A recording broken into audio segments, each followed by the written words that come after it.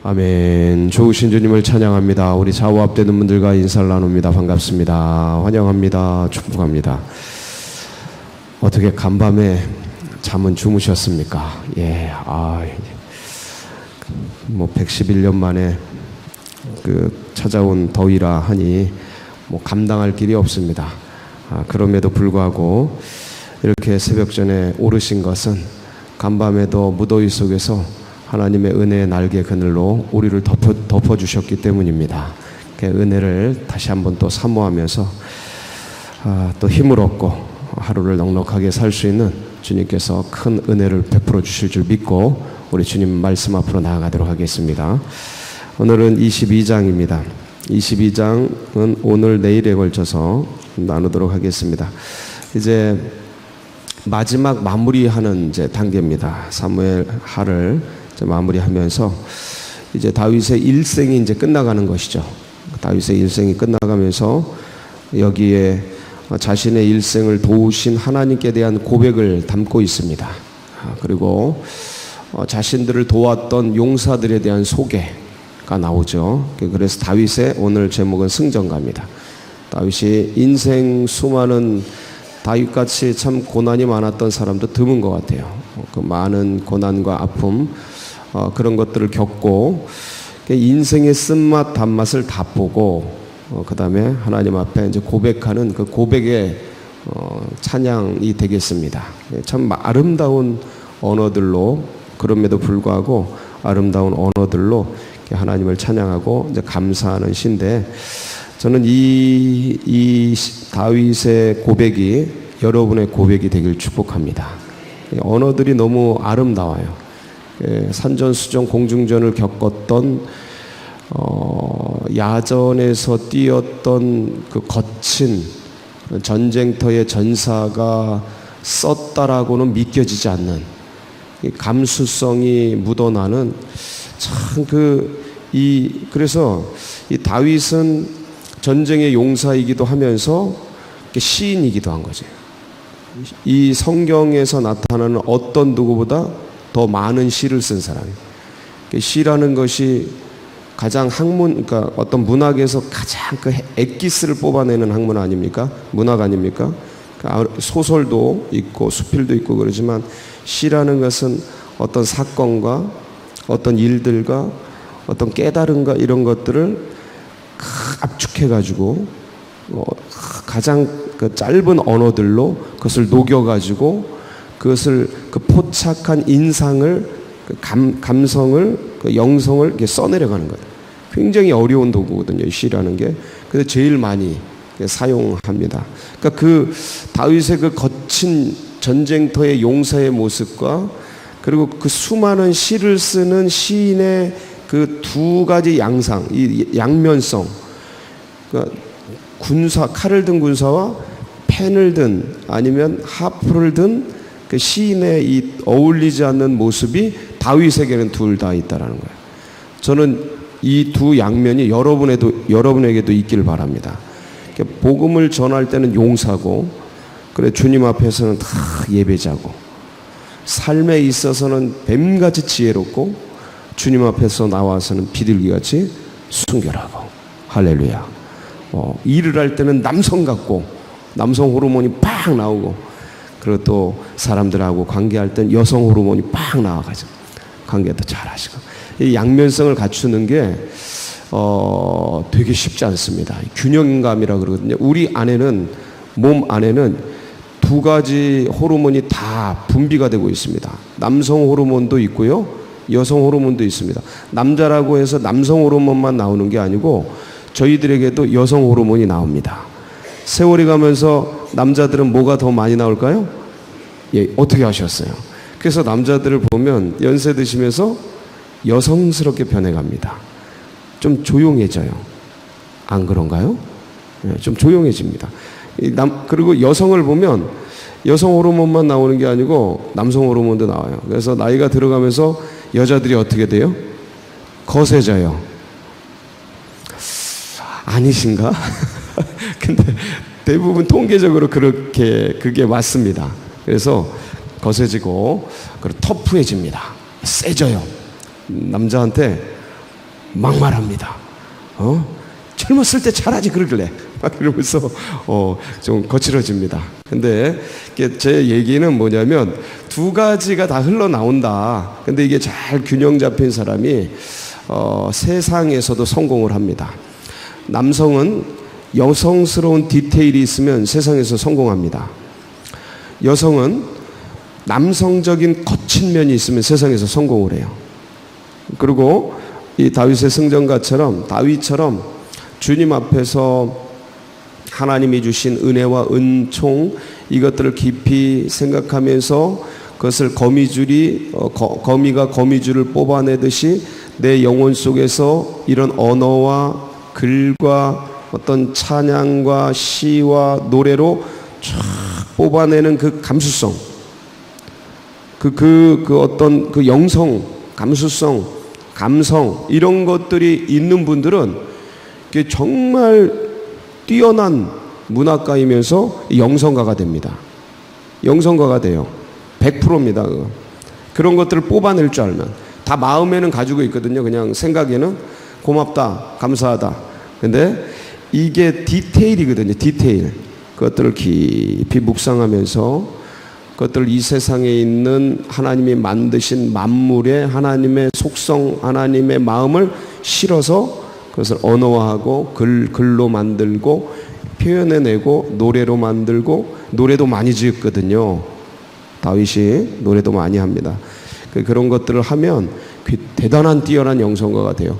그래서 우리가 아침마다 이렇게 말씀 나누고 묵상하는 것은 말씀을 대하면서 이 일들을 했던 그 사람, 우리 신앙의 선배들이잖아요. 구약이면 구약, 신약이면 이 글을 쓰고 이 일들을 했던 그 사건 당사자의 그 마음 속으로 들어가는 거예요. 그 사건 속으로 들어가는 거예요.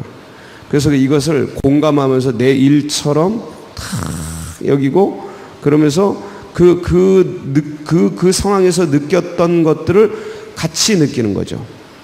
그러면 그런 어떤 성령께서 그때 그 사람, 다윗이면 다윗, 바울이면 바울, 요셉이면 요셉, 그들이 느꼈던 그 상황 속에서 그 다윗이, 요셉이 바라봤던 그 하나님, 느꼈던 그 성령의 은혜를 동일하게 해주셔요. 그래서 묵상의 위대함이 거기 있는 거예요.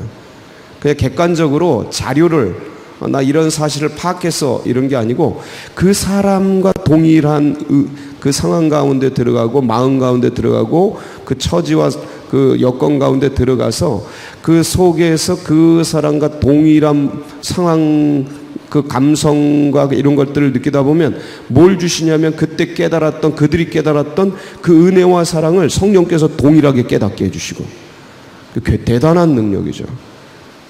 저는 가끔 바울이 느꼈던 것들을 이제 느껴요. 말씀을 묵상하다 보면 그런 것들을 경험하다 보면 막 예수님이 생각나는 거죠. 바울이 이때 이 예수님의 이걸 깨달았구나. 바울이 이때 이 교회론의 요 부분을 깨달았구나. 이런 게 막 포착되면 무슨 광산에서 다이아몬드를 캐는 것 같아요. 다이아몬드. 그 기쁨이 이루 말할 수가 없어요. 그 무슨 금덩이를 이렇게 캐는 것 같아요. 그리스도 예수 안에 있는 어마어마한 그런. 그러니까 다윗도 이제 그런 것들을 인생 살면서 그런 작업들을 하나하나 해간 거예요. 그러니까 우리도 오늘날을 살아가면서 매일매일의 삶 속에서 분주하지만 덥고 분주하고 그렇지만 그런 속에서 하나님 앞에 머물러서 하나님 안에 있는 노아가 그러잖아요. 하나님의 눈동자 안에는 은혜를 발견하였더라. 그 하나님의 눈동자가 어디 있습니까? 보이지도 않는 분이신데 하나님의 심장 속에 심장이 어디 있어요? 그러니까 그게 뭐냐면 하나님이 주시는 은혜 속에서 하나님의 그 마음을 느끼는 거예요. 근데 그게 그냥 느껴져요? 그 어떤 상황과 환경 속에 그분을 인식하는 거죠. 그분을 생각하는 거죠. 그분을 묵상하는 거죠.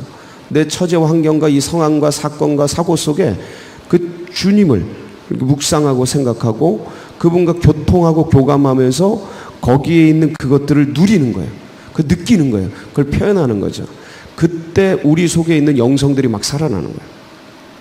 이게 신앙이에요. 이게 신앙. 그리고 이걸 표현한 게 문학이고, 이게 성경이고, 이게 글이고, 이게 신앙의 위인전이고, 이런 것들이죠. 그래서 우리의 삶 속에서 매일매일의 일상과 지나가는 삶 속에서 그 주님과의 이 교통과 교감, 이런 것들이 우리 성도님들에게 날마다 시마다 있기를 축복합니다. 그래, 그때 이제 사는 맛이 나는 거예요. 자, 오늘 승전가를, 이제 내용은 나를 구원해 주셨다. 나를 구원해 주셨다. 구원에 대한 감사 찬양입니다. 승리의 찬양이에요. 원수들에게서 나를 구원해 주셨다. 내용은 되게 단순합니다. 근데 그 언어가 현란해요. 그 언어가 현란해요. 그래서 같은 표현을 승리하신 주님께 감사, 이 표현을 수많은 단어들로 쫙 나열해서 표현을 한 거예요. 어떻게 표현을 하는가, 어떤 상황에서 표현을 하는가. 1절이 제일 중요합니다. 1절. 제가 늘 얘기하죠. 다윗이 다윗의 언약을 받았던 것은 다윗의 뭐 때문에 받았다? 주님을 향한 지향성. 다시 한번. 다윗이 성전 건축도 하지 않았고 성전을 지을 마음을 먹었잖아요. 마음. 그 마음. 거기 마음에다 하나님이 성전을 세우잖아요. 하나님 나라를, 메시아 왕국을 거기다 세우잖아요. 근데 그 마음이 뭐냐? 그 마음. 그게 뭐냐면 그 주님을 향한 지향성이라고 해요. 지향성. 그러니까 우리는 인생은 죄를 향해 자꾸 간단 말이에요. 나의 자아의 야망을 이루기 위한, 그 욕심을 이루기 위한 그곳으로 무슨 N과 S극이 끌리듯이 그냥 그게 그렇게 끌려가요. 죄를 향해 인간의 이 본성이, 타락한 본성이 그걸 향해 자꾸 간다고요. 근데 다윗은 이게 굉장히 많이 훈련돼서 주님을 향한 지향성으로 가더라. 거기에 하나님이 기름을 부으시더라.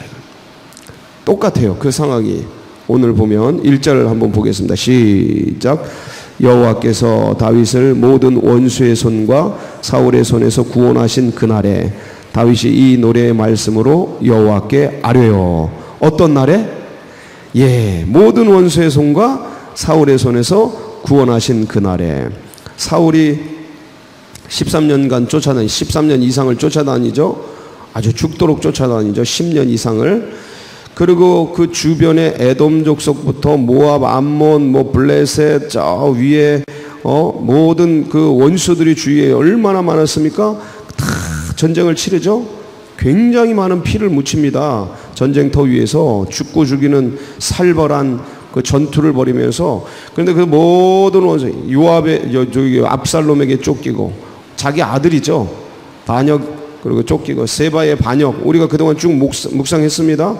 그러니까 이 얼마나 많아요. 그 양치기 할 때 곰과 사자의 위협으로부터 시작해서 왕이 돼서 자기 아들의 반란과 세바의 반란, 시므이의 저주, 국가 간의 전쟁, 이걸 넘어서서 내부와 외부의 얼마나 많은 전쟁과 전투와 환란과 풍파가 다윗의 일생 가운데 따라다녔습니까? 10대부터 시작해서 지금 이 노년의 일까지. 굉장한 하여간 폭풍 속에서 산 사람이에요. 근데 그 사이사이에서 이 노래가 나오는 거예요. 그 수많은 사건과 고통 속에서 이 찬양이 무슨 조개 속에서 진주가 나오듯이 이 찬양과 고백이 나오는 거예요. 너무 감사. 근데 그 사울과 모든 원수의 손에서 구원하신 그날, 그날 그 마음이 어디로 가 있어요? 주님께로 가는 거예요. 주님께로. 이 모든 일들을 끝내면 사람들이, 제가 그랬잖아요. 인생은 다 쉬고 싶고, 인생은 다 놀고 싶고, 인생은 다 그냥 화장실 갈 때랑 이 화장실에 일 문제가 끝나면 올 때랑은 마음이 달라지고, 내가 병 들어가지고 아픈데 치료되면 그냥 또 이게 다 내 의 같고, 내가 약을 잘 먹어서 그런 것 같고, 어떤 큰 문제가 있으면 그걸 위해서 기도하고 그러지만 문제가 해결되면 내가 잘해서 내가 좋은 판단 속에서 한 것 같고, 인생이 다 그렇게 변한다고요. 갈 때 올 때가 다르다고요. 부딪힐 때랑, 사건 부딪힐 때랑 해결됐을 때랑은 다르다. 근데 이 다윗은 해결하고 나서 더 빛나는 주옥 같은 언어들이 나와요. 고백들이. 이게 지향성이에요. 이게 지향성. 주님을 향한 지향성. 제가 그러면서 그런 표현했잖아요. 저도 주일날 일 다 끝나고 사역이 마치고 집으로 돌아가면 이 사람이 감사 찬양, 끝내준 거에 대해서는 감사한데, 그런데 그 마음이 막 주를 향해 사모하고 이렇게 되지 않고 좀 어딘가에서 쉬고 싶고 막 저 어디 계곡으로 달려가고 싶고 그렇다고, 마음이 그렇다고, 마음이 그렇게 하는 건 아니지만 마음이 그렇다고, 마음이 힘겨워지더라 이거.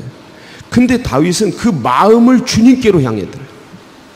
여러분, 직장에서 일 끝나고 지친 상태에서 돌아오면 몸이라는 게, 마음이라는 게 쉬고 싶고 어딘가에 그러고 싶고 그러지, 이 마음이 주님을 향해 이렇게 애달토록 이렇게 가게 되냐, 이거 그게 잘 안 돼요.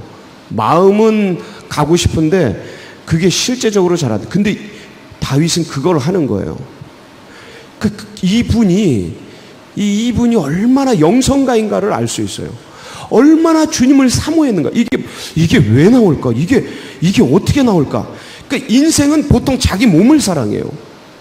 자기 몸을 사랑한다고요.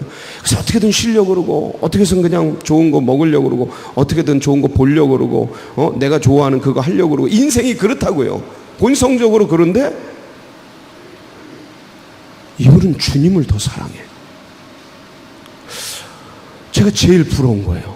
다윗에게서 진짜 부러운 거. 전 다윗을 묵상할 때마다 이 부분을 묵상합니다. 어떻게 이럴 수가 있을까? 왜냐하면 똑같은 인생인데, 목동이잖아요. 목동, 양측이. 어떻게 이럴 수가 있을까? 도대체 뭔가 이거? 인간의 질이 다른가? 본성적으로 다른가? No. 하나님 똑같이 지으셨어요. 하나님이 다른가? 역사하시는 그 하나님은 질적으로 다른가? No. 동일한 하나님. 성령이 뭔가 다른가? 다윗 성령하고 내 성령하고? No. 더 세지면 더 세졌지. 동일해요. 그 뭔가 도대체? 내 마음이야, 내 마음. 내 마음이 주님을 향한, 다윗은 사랑이 있는 거예요, 사랑. 넘어지고 쓰러져도 주를 향한 사랑, 사모함, 이게 있는 거예요. 간절함. 근데 나는 그게 약해. 제 최종 결론이에요. 최종 결론. 약하구나. 죄를 좋아하거나, 몸뚱이를 좋아하거나, 먹는 걸 좋아하거나, 인생의 놀이를 좋아하거나, 뭐 계곡을 좋아하거나, 스마트폰을 좋아하거나, 뭐 영상, TV 이런 걸 좋아하지. 뭐가 뭔지 몰라요. 다 다르겠죠. 기호마다. 그 주님을 향한 사모함과 그 간절함과 이게 약해요. 약해. 그래서 제가 늘 다윗에게 배웁니다. 그 마음을 배웁니다. 우리 모두가 다윗같이 내 몸보다, 내 배보다, 내 위장보다, 내 스마트폰보다, 내 TV보다 주님을 더 사모하고 사랑하는 주님의 복음, 주님의 은혜, 주님이 맡겨주신 영혼, 주님의 나라, 그것이 우리를 막 끌어가고 우리의 인생의 방향이 되고 표대가 되고, 사모함이, 간절함이, 사랑함이 넘치는 성도님들 되시길 축복합니다. 사모하지 않아요? 네, 사모합니다. 이게 다윗이 그런 고백을 하잖아요. 내가 성전의 문지기가 되더라도 여호와의 집에 영원히 거하기를. 왕이 성전의 문지기가 되더라도 여호와의 집에 영원히 거하고 싶다라는 고백을 하잖아요.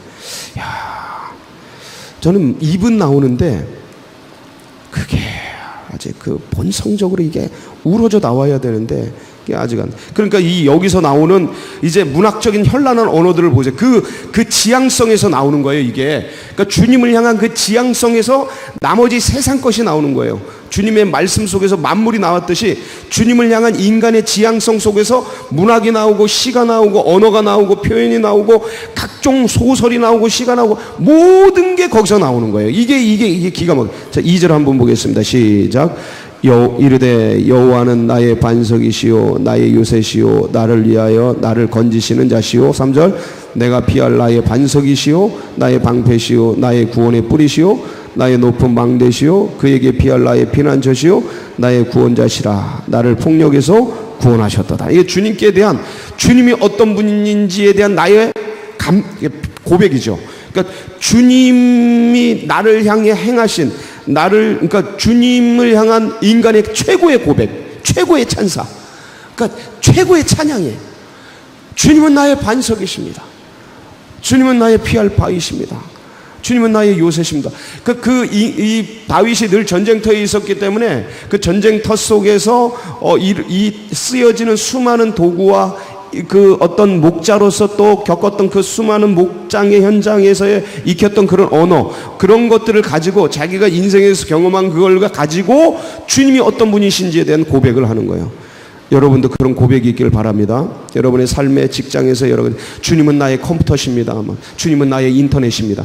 그러니까 모든 게 다 계시니까 거기 인터넷, 컴퓨터, 뭐가 됐든 간에 이렇게 삶에서 우리가 머물러 있는 거기서 주님은 나의 의사십니다. 간호사 같은 분들은 여러 가지 표현들을 하면서 거기에 인생과 내 마음을 실어서 고백할 수 있는 얼마나 귀한 언어들입니까? 다윗이 그렇게 했는데 여러분 모두도 그렇게 하시길 축복합니다.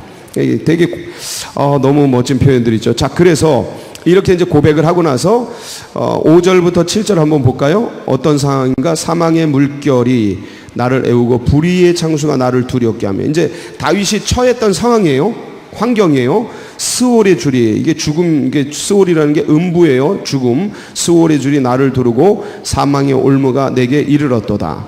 내가 환난 중에서 환난 여호와. 자, 5절, 6절, 7절 환난, 스올의 줄, 사망의 물결, 불의의 창수, 사망의 올무. 여기서 7절. 여기서 다윗이 뭐해요? 이 상황 속에서 여호와께 아뢰며, 여호와께 뭐하며? 아뢰며, 나의 하나님께 뭐하며? 아뢰었더니, 아뢰었더니, 그리고 그가 나의 성전에서 내 소리를 들으시며 나의 부르짖음, 나의 소리, 내 부르짖음, 그것을 주님께서 어떻게 하셨어요? 들으셨어요. 그리고 8절부터 나타나시는 거야.